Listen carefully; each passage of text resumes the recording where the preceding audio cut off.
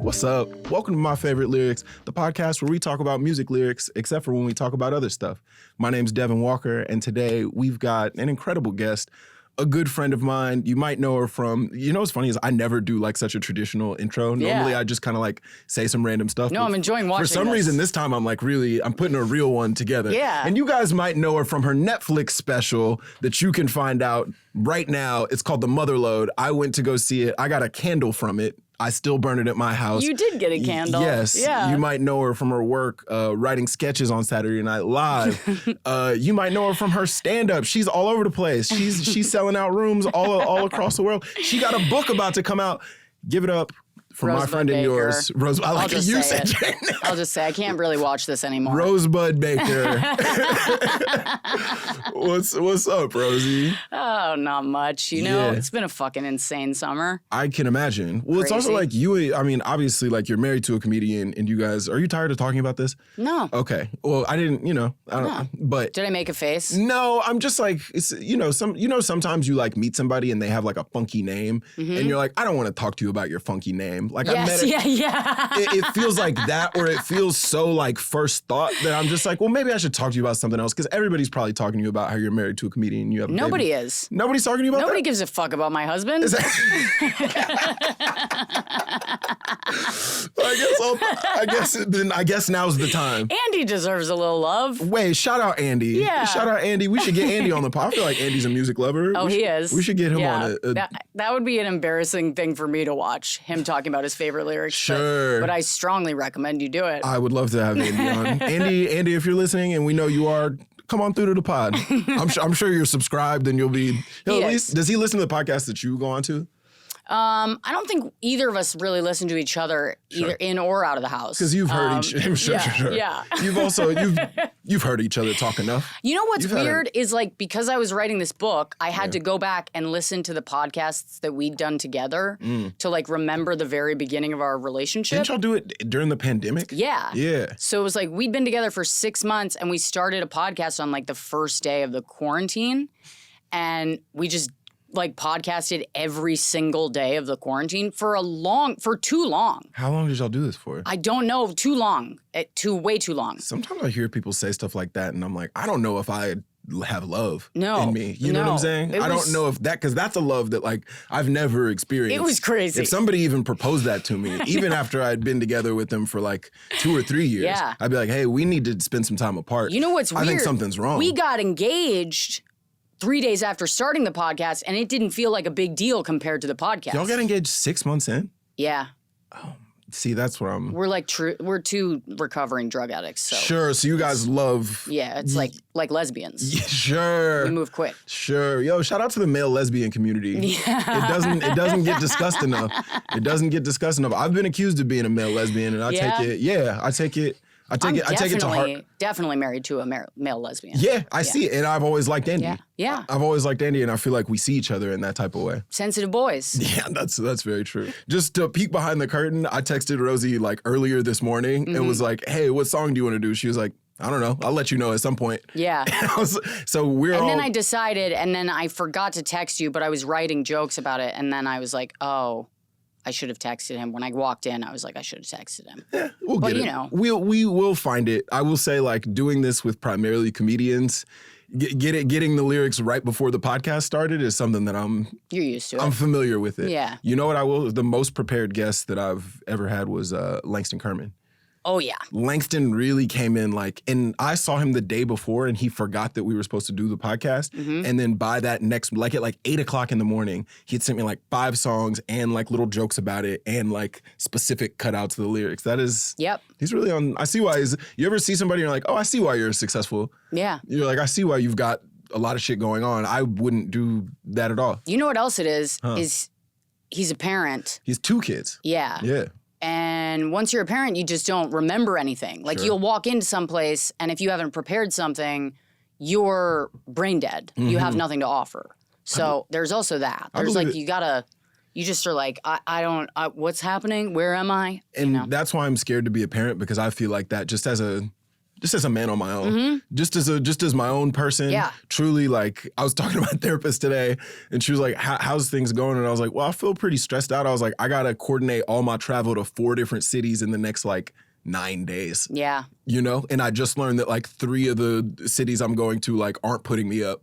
So I got to find that, too. That's crazy. It is crazy. That is insane. It is crazy. Like, I don't understand. Once you get to a certain point in touring, like it should, I know that it's based off of ticket sales, Sure. but I'm like, it should be based off of like how often you are touring. There should be a tour manager for people that are on the road like 40 weeks out of the year. Yeah. They should have a tour manager. And there are people that are doing that with no tour manager. They're just, I mean, this is too inside baseball, but you know what I mean? But some people are interested in this, and this is like, it's very real. It is very real where you're just like, wait, can't somebody set this stuff up for me? Right. You know, it's like, I mean, obviously, like, I can do it. Like, I'm a grown-up, but just like, I do really wish my job could just be like, I just got to go on stage and do this stuff. Even to, I'm like, oh, I got to do promo. I got to post a video to like. I just want to eat some cheese and talk into a mic. Just give me, I want to show up. I want to order a drink and some mozzarella sticks, and then I want to go on stage, and then I want to get off, and I want to get my money, and I want to go home. You know? I want to sit in my bed with crumbs on my chest. Truly. That's, I mean, you're really, do you like the road a lot? I forget that sometimes. I was talking to Sam J about this, and I was like, you love the road, right? And she was like, no. She was just like, yeah, I do the road because you like gotta. Yeah. Because it's like work. But like, what's your relationship with that? I don't know. It changes. It changes all the time. Because like each gig is so different. Like some gigs are just truly like the worst thing you've ever experienced in your life. And some of them are so bad, they actually turn a corner into enjoyable. Sure, especially if you're with a friend. Yeah. If you're like with a friend at an absolutely terrible city, you're like. But even alone. Sure. Like, have you ever done one that's like so bad and you're alone that like, you're like, well, this is the funniest thing that's ever happened to me. Like, I did one gig that was like, it was a casino in the middle of a cornfield. And I still, to this day, I don't know what state I was in. Of course. But I got there, and this guy comes in, and he's so excited. And he was like, I'm your feature. And I was like, okay, great. And he's like, yeah, I won this in a contest. Oh, no. And I was like, what? Also, if you're running that contest in whatever state you're in, shame on you. Yeah. Shame on you. Don't run a contest to see who can open for a comedian in a casino. He goes, the prize was to open for you. That's a bad gift. No, I was like, this is a great gift for you and a terrible, like, I was like, oh, I'm in a bad place in my career. Yeah. And then I said to him, I was like, hey, do you know, like, so how long are you going to do? And he was like, I have 5 minutes. And I was like, openers are supposed to do 20. Yeah. And he was like, uh-huh. He looked heartbroken. He was like, well, I guess I'm about to find out everybody who's dating in this room. I literally was like, just do it. Just go for it. Did he do 20? He did 20. Okay. He failed so spectacularly that I was like, this will take care of it. Yeah. I will take the hit, but you know what? I feel like I'm helping comedians that come after me because this is like the worst idea that I've ever had. And I was like alone and it was just, there wasn't even anybody to like laugh at it with me. Yeah, exactly. And that's what you need in those circumstances is like somebody to be like, this fucking sucks, huh? Yeah. There's nothing on the road there. To me, there's like almost nothing more fun than like seeing your friend bomb really spectacularly. Yeah. And you feeling like, okay, well, like that's happening to him or her, but like when I get up there, I got it. It's going like when I get up there, you know what I'm saying? When I hit him with what I got, that's going to change. The audience going to be making a little bit of a different sound when I get up there. And then you get up there and you're 12 minutes in, you're like, uh-oh. Eating shit. You're like, oh, no. Yeah. So it wasn't, so okay, so neither of us got it today. Yeah, dude, Andy and I actually like the gigs that I really, really like are when Andy and I go on the road together and we'll go to like, you know, it's like, it doesn't even matter what the gig is. It's like the city that, you know, like we went to Berlin and he was up and I was backstage with our kid and I'm watching him from backstage. It's so crazy to me. I'll do this. I know. And then like, I come out with her, hand her off to him. He goes off stage and hangs out with her backstage and then I do my spot. So it's like, that is so fun, and there's only like a couple of years that we're going to be able to do this. Yeah. So that shit, I'm like, that made me like the road. Yeah. But that's less about, you know. It's more about like, oh, it's cool that we're in this It's stage fun. of like with our family. Yeah. That's cool. Berlin, that's tight. Yeah. Berlin's awesome. I've heard this. The shows were really fun too. The shows were great, and Berlin has a fucking like English-speaking stand-up scene that I just didn't.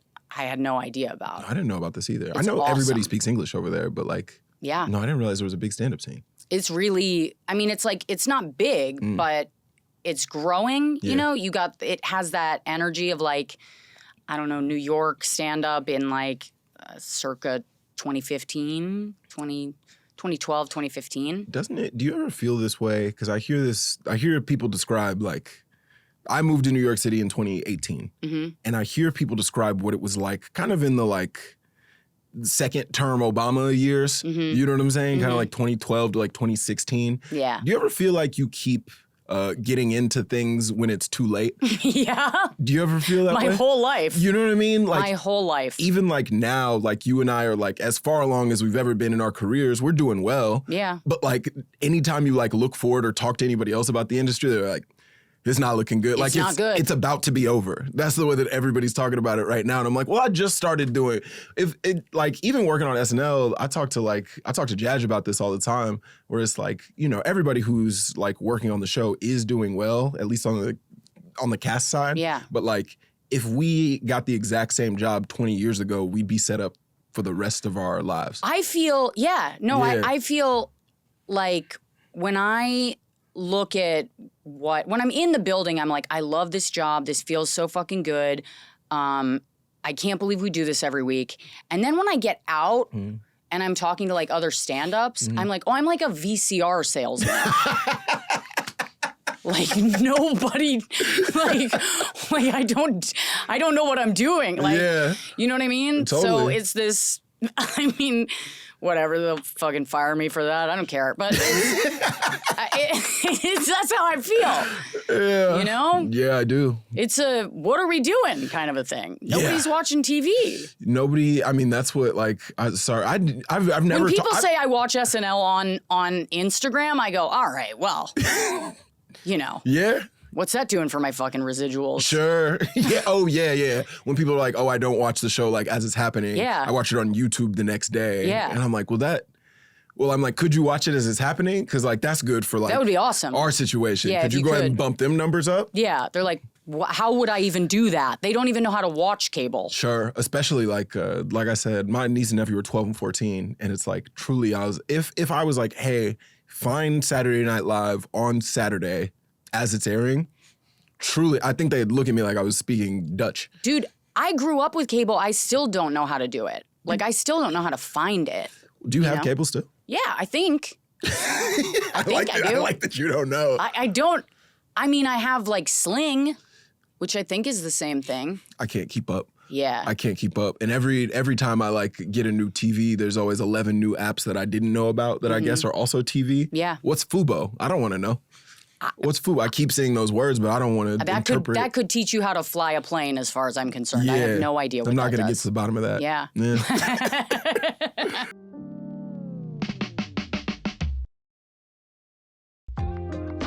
Rosie, I've never talked about comedy this much on this pod. Really? Yeah, no, never. But like, I do think people care about it. I love it. I love talking about comedy. Yeah, I never do it like live. I feel like this is. Yeah, I'm a fucking nerd for it. I kind of hate myself about like the way that I get excited about it, but I don't see. You know what I've learned about myself? I think I love like actually doing it, but I think that's why I started a podcast is like doesn't have anything to do with it because I feel like when I'm not doing it, I like talking to my friends about it, but like I love learning about anything else. Yeah. Because I do feel like I'm like, especially you're SNL, you're there 6 days a week, you're there truly around the clock. Yeah. And then like, the summer it's like, all right, tour, road. I feel like it's all I pay attention. Do you watch stand-up at home? Yeah. Oh, you're deep in it. Well, here's what happens is whenever somebody has a special come out, I will put it on and just like let it play so that they get the view. Oh, that's kind. And then a lot of times I end up watching it just to watch it. What's the last special you watched you really liked? Lisa Traeger's, I really, really liked. I liked Lisa's too. I loved it. I liked so Lisa's. fucking funny. Lisa's so fucking funny. Yeah, and so like, herself and loose and like, there's really great jokes in her special. Yeah. But she makes it look like she's not working. Yes, I agree with that. And to me, that's like the absolute best stand-ups just feel like they're talking. Yeah. That's what it, like, you know what I mean? They just feel like that, like, it doesn't feel like you're like watching an act, even though you are. Yeah. It just feels like somebody who's just like kind of shooting the shit. And Lisa just feels like she's just like, it feels stream of consciousness. Yeah. Even though it is like all very like meticulous and like written out. And I think it's like, it's going to sound kind of haterish, but I think it's rare because a lot of times what I'm seeing is like, I don't know. Maybe I've just like got a thing about it now because I've just listened to so much comedy, but I'll watch and even when I watch my own first special, I'm like, this is like somebody's like recital. Yeah. I feel like I'm watching someone's word recital. I feel like certainly, especially when you start, I feel like so many of your jokes, you can almost see like the wheels turning. Yeah. You're like, okay, and then I got to get here, and I got to go here. Yeah. And then once I get there, then I do that. Yeah. You know, and I feel like the longer you do it, the more it starts to feel like an extension of yourself, more so than it feels like, oh, I am doing a recital. Right. Which is like, yeah. That is and we're still talking about it. We're still talking, but like, damn, now I'm talking about it. I'm like, I do actually like talking about the process of it all, but like, dude, yeah. How far are you in? In comedy? Yeah, in comedy. 2012 is when I guess 2013 is when I really went after it. Okay. So, however many years what 13, year is it? That's 12. 12 years. And this month is 10 for me. Damn. Yeah. Holy shit. Yeah. We in it. It's wild. We in it. I know. It's like that point where you realize like, oh, I'm unemployable outside of this. I felt that way a long time ago. Yeah. I mean, that's kind of what drives you into it. I do, because I did you ever have like regular jobs? Were you ever doing normal stuff? I did I was like, they were all day jobs, but I was like a yoga instructor. Did you ever have like an office job? No. No. That's what really taught me.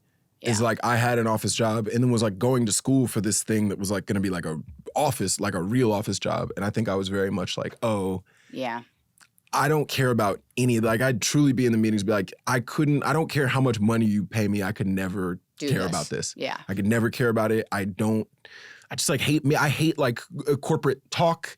I hate going to a meeting and having to pretend like I care about like sales. Like I was just like, I don't give a fuck about any of this. And yeah. Like, not a team player. No, I'm really not. I'm not a team. And most stand-ups aren't. Yeah. We're not team. We're soloists. No. And that's why it's funny to like, that's why the stand-ups at SNL get along so well. Because we're all sort of like, what is this? I'd be like, fuck this. Like, why are we, every stand-up is like, why are we listening to this guy?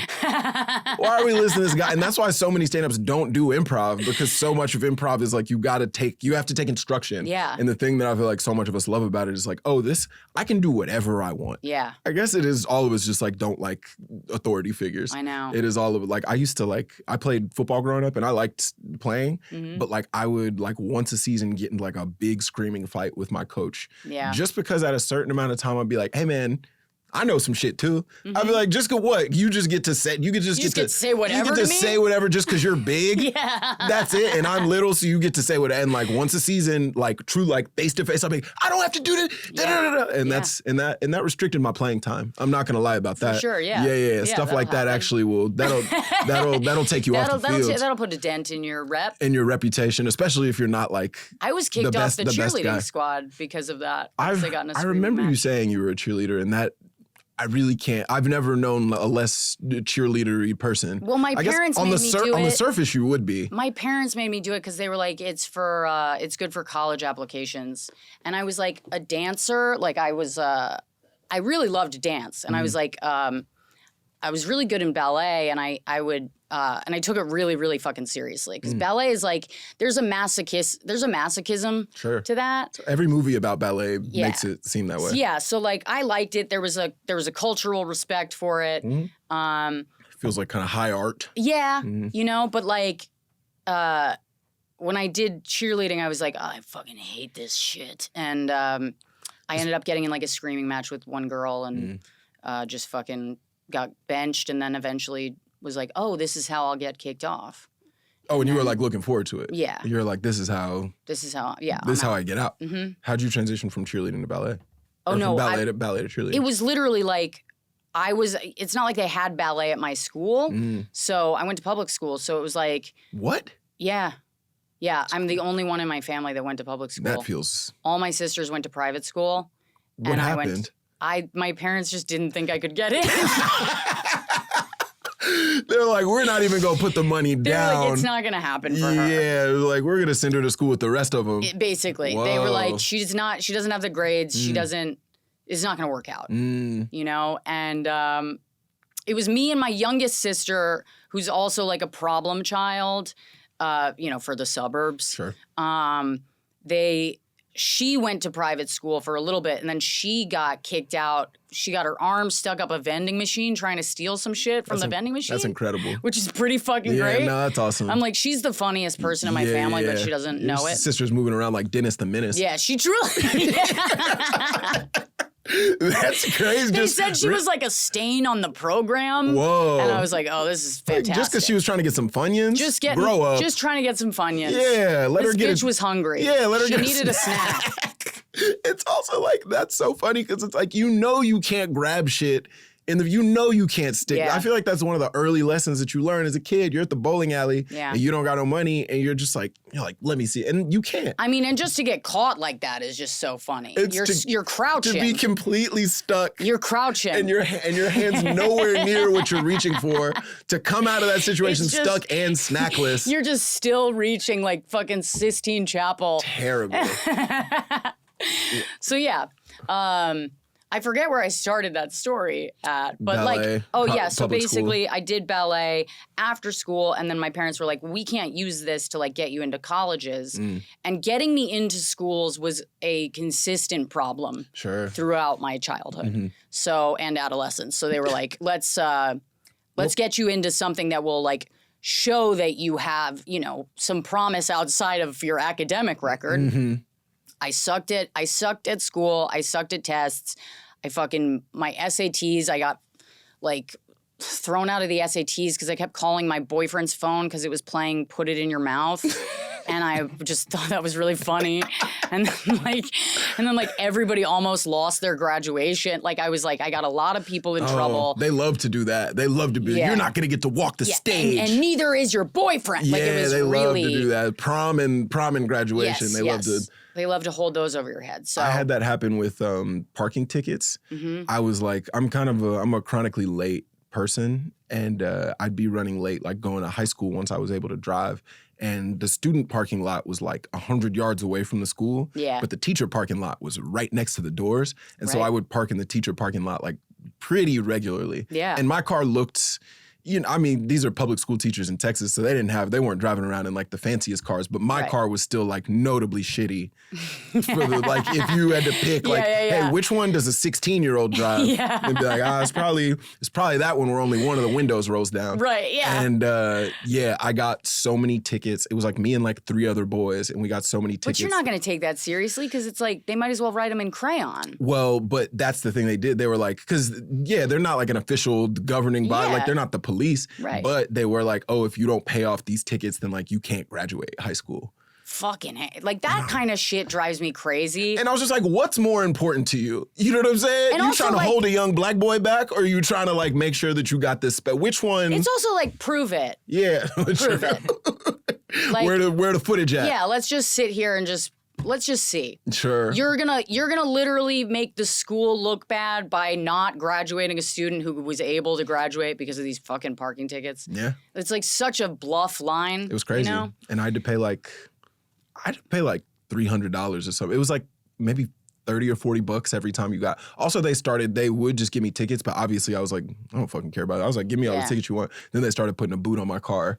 at the end of school. Like, I was truly like 16, 17 years old. And like I had a relationship with the boot guy. Yeah. Where he's just like, all right, go ahead. You know each other. He's like, come on now. The boot guy's like, come on now. Go ahead and pay up. Go ahead and pay up. And yeah. Yeah. You probably deserved it. No, I was being a shit. Yeah. I mean, again, it comes back to the thing, like, I just didn't like people telling me what I like couldn't do. I felt like I should. I don't know. And we have to get into lyrics in a second, but like, I know. Yeah, I know we've been talking for. Let's go through let's do 3 hours. True. We could talk for a long time. Yeah. It's also like we haven't seen each other all summer. I know. We got a lot to catch up on. So I feel like, yeah, we have a lot. But like with school, I was talking about this somewhere else, but like, did you ever have this feeling with school where like, I was like a decent student. I was like a B student. Yeah. I didn't try very hard, but like, I truly in school was always like, I don't know, I'll figure it out. I was like, in my life, I was like, I'll be fine. Yeah. I was like, I don't need to make, whatever I'm going to do, I don't need to make straight A's for. I always was very confident. I was like, I don't have to go to like the best school. For sure. I was like, I will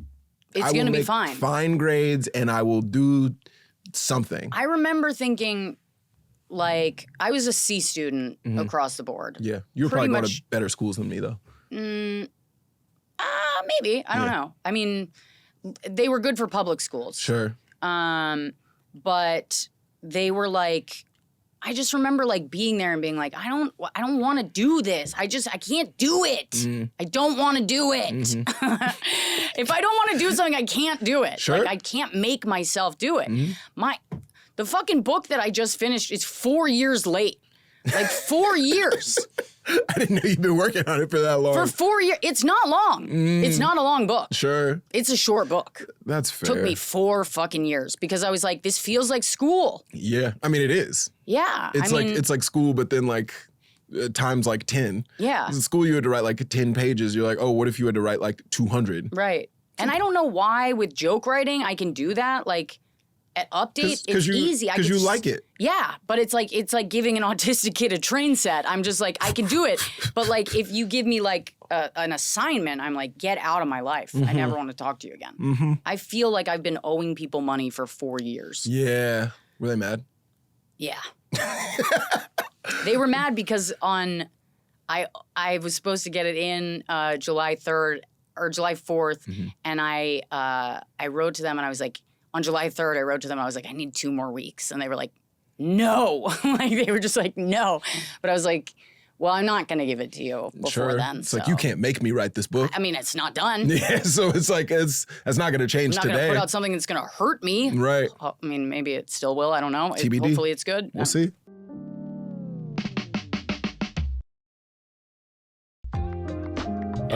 Rosie. Yeah. Let's get into some music. Okay. Let's talk about it. You brought some. I brought maybe the oldest song that's ever been brought to this. You know what's really funny? podcast. You know what's really funny about this show is pretty much every episode, I'm like, man, we should start talking about some more like recent music because everybody brings in like what they remember. Everybody remember like they're bringing in stuff from like when they were in like 3rd grade or 6th grade. People are so many of the songs that we've done have been from the years like 03 to like 08. Yeah. And I was like, man, we should probably get out of that realm. We should probably do stuff that people are thinking about right now.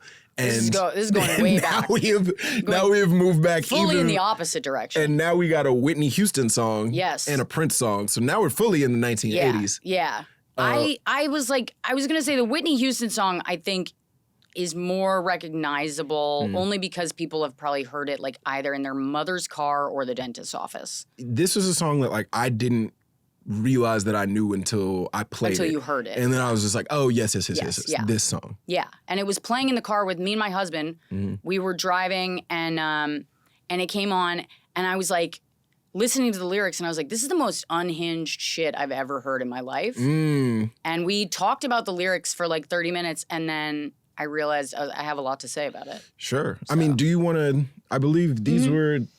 Oh, yeah. These are the lyrics. Can you read these for the people? The lyrics that like really hit you from this. It's a Whitney Houston song. It's called I Have Nothing. Okay, but I put a lot of lyrics. Now it's going to feel like I'm reading a poem. Well, don't read the whole, just read like specifically like a section. Okay, this is the first lyric is share my life, take me for what I am, because I'll never change all my colors for you. To me, that reads like she's like, I have a rainbow of mental illness. Yeah. and you're gonna love every hue. Like she's like, it's like an unhinged woman's anthem. Yeah. And I really liked it for that. This song feels spiritually connected to Always Be My Baby by Mariah Carey. Yes. Where that was a song that like I truly hear, and every time I hear it, I'm like, this sounds scary. No, it's a threat. It's truly like, it's supposed to be a love song, but she's like, that song always feels to me like, you're always going to be a part of me. Yeah. I'm part of you indefinitely. Yeah. She's saying it through like. It's a threat. Yeah, exactly. It's not a request. You'll always be my fucking baby. You're going to be my baby. You're always my baby. That's that song. It's like she's fucking putting a pacifier in your mouth. Yes, exactly. Yeah. She got her hand on the side of her fucking man's temples. Like, you're always going to be a fucking... Yeah, dude. Yeah, I'm part of you indefinitely. You better fucking act like it. That's what I love. This feels connected to That's what I like about it. Yeah. Yeah. And then what's the next one? It's Share My Life, Take Me For What I Am. Oh, because I'll never change all my colors for you. Take My Love, I'll never ask for too much. She's going to ask for too much. Sure. This is a statement. I am going to ask you for too much. Do you relate to that? For sure. Yeah. Is this a thing? Because she follows it up. She's straight up about it. She says, I'll never ask for too much, just all that you are and everything that you do. She doesn't say your money, but she's saying your money. Not too much. I'm not going to ask for too much, but I am going to need everything that you got. Go ahead and turn them pockets inside out. Yep. Yeah. Empty the pockets. I'm going to need that. Put it all on the counter. Yeah. Let's go ahead and I'm going to need to see them accounts too. All of them. If you got different banks, I'm going to need to look inside every single one of them and then see what's going on in there. And also, she's going to give you an emotional enema. Yeah. Basically. Going to go ahead and clear that out. Yeah. It does. She's like a colonic. Yeah. She's like just a woman colonic. Sure. You know? It does. I don't know if you relate to this, but I do feel like dating women, does kind of start this way. Not to be one of those types of comedians, but like not to be like a men are like this, women are like this thing, but like. But let's get into it. But let's go ahead and do that. Yeah, let's do exactly that. It does feel like I do feel like at the beginning of a relationship with a woman, she is just she's always like, hey. Look at me taking my jacket off for this part. You're like, really? Like, all right, let's lean in. I do feel like it starts off being a thing where it's like, yeah, I don't need much. I don't need much. I'm easy. I'm cool. I'm cool. Yeah. And then slowly but surely, you start to kind of be like, okay, all right, so I got to change my whole bathroom. Yeah. So my whole bathroom bad? Yeah.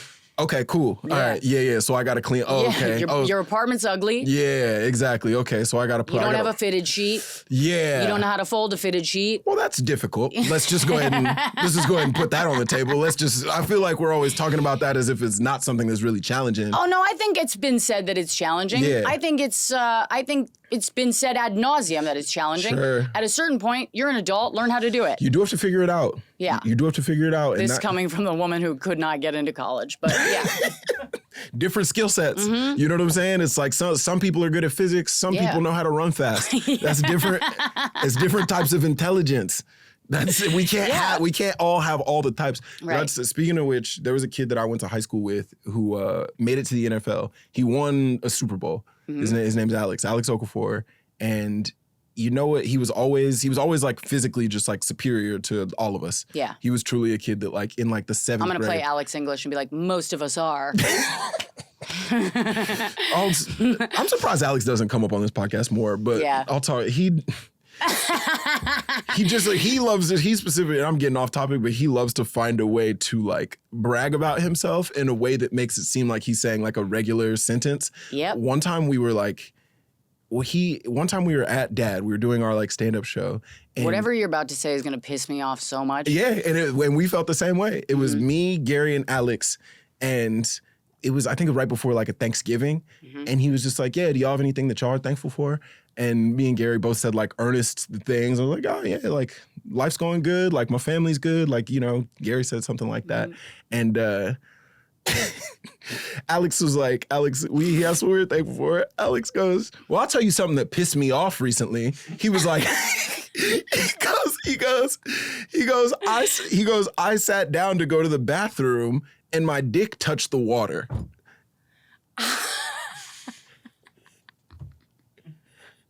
I can't. We can't continue to allow this to happen. At this point, it's on all of us. Sure, we're enabling him. It is on all. It's on us. Because I was like, you framed this as something that we were thankful for. First he switched the conversation up that he started he was sick of it. He did. He's like, all right, well, you guys are going on about being thankful for some bullshit. Let me tell you something that pissed me off. It's like, what? And also the thing that pissed him off is that his dick's too big. I know. That's the thing he's upset about. He needs to be stopped. He needs to be stopped. He needs to be stopped. I swear to God, I'm just going to send him something that hurts his feelings when I leave. Sure, you got to from time to time. Yeah. I don't think anybody's doing it. I don't think anybody's really hurting his... Because also Alex is crazy. He's like insane, so it's also like you don't want to... How much do you want to poke that bear? Yeah. Wait, also, just to go back to lyrics, can I ask you about something? Because I know this is something that's near and dear to your heart. Yes. Have you listened to the new Justin Bieber album? Yes. Because for those of you who don't know, Rosebud is I'm a crazy Bieber fan. Is a really, really big Justin Bieber fan. I'm a crazy Bieber fan. Yeah. You are maybe the biggest Justin Bieber fan that I know. And has it always been, or at what point did this Bieber fandom start? Did you become a believer? It started. When was this? I mean, which era was he? It was like from the jump. It was like his first album, Baby, was like. Okay, so I was like, well, this is amazing. We're talking purple high top. We're talking bangs. Purple, he had bangs. Purple high top sneakers, purple Supras. He had bangs. The sweep across bangs and the cardigan. Yeah. That era, you were like, I'm locked in. Yeah. And you were not a teenager. No. In that, or like a tween. You were like an adult. No, I was a teenager. You were a teenager at this point. Yeah. Okay. Yeah. And I remember listening to him and being like, he's a child. Yeah. Like, it was definitely like I was listening to a child who was much younger than me. Yeah. Who I was like, it's not like I was ever like, oh my God, I love him. You know what I mean? Like, I wasn't like throwing my legs up against a wall trying to like fuck his poster.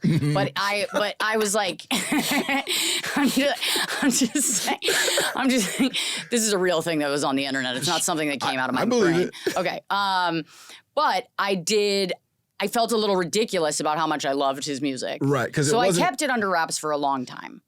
And when did you feel comfortable sharing it with the world? I mean, probably when I was 30. When did you come out? Probably when I was 30. Really? Yeah. And what was happening with him musically at that point? Was he fully in his R&B bag by then? No, it was right after I can't remember anything. The fucking when Sorry came out. Oh, when he was doing like his EDM thing. Yeah. Is it too late now to say sorry? Yeah. Yeah. Missing mother. Miss your body. I like that That was a great album. Did that album have Cold Water on it? I think so. I have to check now. Cold water. Or did that have Love Yourself on it? Was that one? Love Yourself was men love that song. It's good. Men love that song. I don't know what it is, but all dudes love that song. Well, or My Mama Don't Like You. Men she likes everyone. My Mama Don't Like You. She likes everyone. Yes. It's that part. Yeah. It's that part because it is kind of like, it is like the sweetest possible way to say like, fuck you to your ex. Yeah. You don't know, like it's the sweetest, it's like kind of the pettiest, like side-eye-iest way. It's like an Alex English way of saying, like, I don't fuck with you no more. Or like you thought my mama fucked with you, but like. She doesn't. She doesn't. That's just how she just got a kind disposition. She's nice, but she feels bad for you. That's what that is. Yeah. So you have listened to the new Bieber record. I've listened to the new Bieber album. So a lot of people fucking hate it. Yeah. I don't hate it. Like, it's a departure for him, but I don't dislike it as a... Yeah, to me, I'm happy for him because that's what he wants to do. Yeah. He doesn't want to do fucking pop albums anymore. He did it. And he did it. Yeah. He wants to do R&B. And like, this is, to me, it sounds more like just vibey. Yeah. Like, I can put it on and like drive, but it doesn't, it wasn't like, there's no song where I'm like, oh, this is a fucking certified tune. There's no like obvious hit. There's no like, there's no Peaches. Right. There's no things. But to me, that makes it, makes me happy for him. Another song that I do love. Which one? I getting my peaches out in Georgia. That's it. And then in California. And that's it. Yes. That was good. That sounds good. Yeah. So all of his Am I a music. huge Justin Bieber fan? Everyone is. Is that what we're learning? Devin, everyone is. Here's what I'll say about. If people dig deep down into their hearts, they are. You can't not like their. It's like a dog in a sweater. Well, because it's like what's wrong with you? To if me, you don't like when it? pop music is really good, it's kind of the best thing because it's made for like everyone to enjoy. Yeah. It's like a slice of pizza. Exactly. And there was a portion of my life where I was like, that sucks. And it's like, oh no, you're just hating it just to hate it. Yeah, like, you had to open your heart like the Grinch. Yes. Yes. Yeah. Exactly. I will say about Justin Bieber, and this will connect to this, because I found a song, or like, I'm sorry, an interlude from the album that I wanted to talk to you about for a second. Okay, I don't want to talk about the interludes. Please. They're really upsetting. Yeah, and that's why we have to talk about them. But like, you know what? Maybe I should. I really don't want to talk about the interludes. I used to have this. I can't defend them. No, you really can't. I used to have this old stand-up joke where I talked about how I think we should. I hate that this is gotcha journalism right now. I came in here with a Whitney Houston song. Yeah, and I'm being Z-way. That's played at the fucking dentist's office, and you're like, hey, how about your favorite artist, Justin Bieber? Let me play you the interlude. You do love Justin Bieber. I do love him. Yeah, that's not and a now gotcha. you're gonna play me something that I can't fucking defend. This is crazy shit. But it is awesome, though. It is. All right, let's hear it. I literally skipped over them. I will say I used to have this bit where I would say that I think people should be allowed to do cultural appropriation if they're really good at it. And I use Justin Bieber as an example. There was a song probably three or four summers ago that was called Essence, and it was by these two Nigerian artists. And Justin Bieber hopped on the remix, and people really hated it. And I listened to it, and I was like, his voice is angelic. I was he's got everything in his toolbox, voice. and I was like, we gotta accept. He did it. He's appropriating, but in a way that I'm like, I think we got to give him the pass. When he hopped on Despacito, I was like, listen, do you know how many times in my life I've been put in this position? Yeah. Where my black friends and you've got a lot. Show me something. Rosebud's got a lot of black friends. Let's say that on the record. Rosie got a lot of black friends. Show me something. More than a lot of y'all listening. You got to do better. That I can't. Y'all got to be more like Rosebud. She got a good amount of black friends. I was at her special. Well, my family's full of war criminals. So, yeah, and that's how she's giving back. I'm just trying to make it. You got to balance that scale in some type of way. Some of y'all need to be more like Rosebud. Y'all don't got a lot. Y'all don't got enough black friends. Name 5 black friends that you got to yourself. No, but you know what? I actually don't. Just don't. Because they'll send you clips of your people doing the most embarrassing shit. Yeah. And be like, what do you have to say for yourself? And expect you to have an answer. It's not even what do you say for yourself. It's just like, how does the way he's going, thank you. That is the part that's so funny to me. It's like Katy Perry being like, you're an astronaut, thank you. That is what Justin Bieber sounds like when he's going, I mean, this is just, you're like, what? It's Come awesome. on. It's awesome that he got a black person to come on his album and be like, hey man, you black. You black. Everybody's saying that you white, but I don't believe. And like, it's like that's the whitest thing you can do. Truly, but I do also know that is the highest compliment that like a white man can receive. Oh yeah, when I'm called the N-word, I get really excited. And we're keeping that. That's going at the front of the episode. It almost never happens, but when it does, I get every really now and again. I could see that happening. Yeah. I feel like I could see like I don't like those some of those seller guys. My eyes light up. I get excited. Yeah. Ooh. It's also like I don't know. I feel like Andy might have gotten some of that at some point. He's got a lot of sneakers. They're New Balances. Sure. But they're like the clean ones. You know what I'm saying? They're like not like the loser New Balances. They're like the ones that like you got to kind of know about them type of New Balances. Yeah. Whenever Sam J talks to Andy, he sort of like gets like 3 inches taller, and it's upsetting. It's upsetting. Yeah, and they get to talk about like the Wu-Tang Clan together and stuff like that. Well, it's just like she gives him this like misogyny that he's wanted to embrace his whole life. Yeah. But his dad was too supportive to like for him to be that. For him to be toxic in that way. Yeah. I'm like, no, I like you how you are. It's the cool thing about studs and like masculine lesbians in general is they get to really take up all of the like worst parts of. They get to say all the hateful shit you guys are holding inside. Exactly. They get to really embrace the worst parts of masculinity. Yeah. But like they get a pass because they're still women. Yeah. You know. Well, gay men get to do the same thing. Gay men can be crazy misogynistic too. Too. That is true. Yeah. Nobody Yeah. They get away with it and we'll giggle. Yeah. Like, that's fun. Yeah. Yeah, even John. Come on. Oh. Yeah. Rosie, we've got a couple submissions from some listeners. Okay.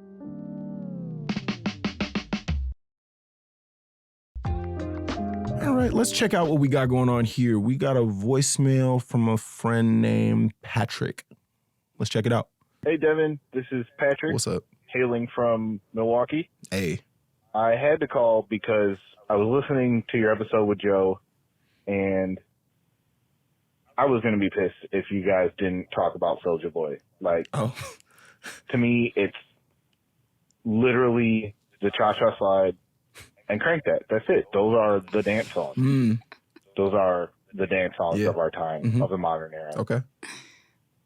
Forget the Cupid Shuffle, the Wobble. I didn't even realize there was a dance to that. But anyway, it's a huge song. I also had this bar from... Never been invited to a wedding. Pause this real quick. It's so funny for him to call and be like, the stuff that he's talking about, the stuff he's like, oh, like I was gonna be pissed if y'all didn't talk about Soulja Boy, but like we did. Yeah. Like the thing that he's mad about, like it happened, so I don't really know. Yeah, he's like, I just wanted you to know that I was gonna but I was gonna be mad if you didn't do the thing. I was gonna be pissed. Insane. And what is the wobble? That's also crazy. Yeah. If somebody doesn't know who the wobble is, see, it's like that's somebody who can't name 5 black friends for sure. You don't got African Americans in your life. You ain't never been to the right type of locations if you don't know the wobble exists. Yeah. That's scary. Yeah. You know what I'm saying? That's how we end up in the political climate that we in right now. Well, maybe he's got a drinking problem. He doesn't get invited to weddings. Oh shit. Yo, Patrick. Control your drinking. Come on, Patrick. You got to get it together. Get your shit together. Don't do that no more. Yeah. You got to find God. Put it down. You got a family. Give your life to Christ. From West Side Gun in his song Super Kick Party. He says, "You back in the hood. Why you in those statements? Dippity doo dah. Your brain."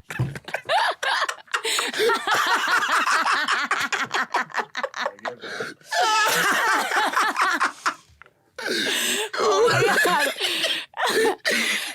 Okay, I'm starting to come around. Okay. Doo dah. Your brain's on the pavement. Whoa. And that's just chef's kiss. I mean, he said, I don't need words. Yeah. I don't need a reference. Mm-hmm. I just need syllables. Just dippity doo dah. And then I'm going to murder you. It doesn't matter. He's West Side Gun. He's that hard. He can say that. He doesn't need. Go ahead and pause it, please. That's incredible. I've never heard this song before in my life. Shout out to West Side Gun. I love West Side Gun. I don't need words. I just need syllables. And then I'm going to murder you. Incredible to go zippity doo dah. Dippity doo dah, zippity doo dah, you dead. That's tight. That's like, to me, that's like all you got in your crib is like a Glock and a kazoo. And you just ready to do something bad to somebody, but in a whimsical way. I'm seeing the birds getting him dressed in the morning and putting his gun in the holster. He's like loading the clip. That's like tight. A fucking Disney princess. This nigga doing drive-bys on a unicycle. That's how I imagine it. That's just a whimsical ass murder. That's that's special. Zippity doo dah. Yeah. Yo, shout out to West Side Gun. I fuck with West Side Gun, and that's innovative. Yeah. That stuff like that. If y'all listen to the podcast, stuff like that, that's exactly the stuff y'all need to be submitting. That's exactly the type of thing where 10 out of 10, Patrick. Yeah. Hey, man. Hey, Patrick, keep drinking.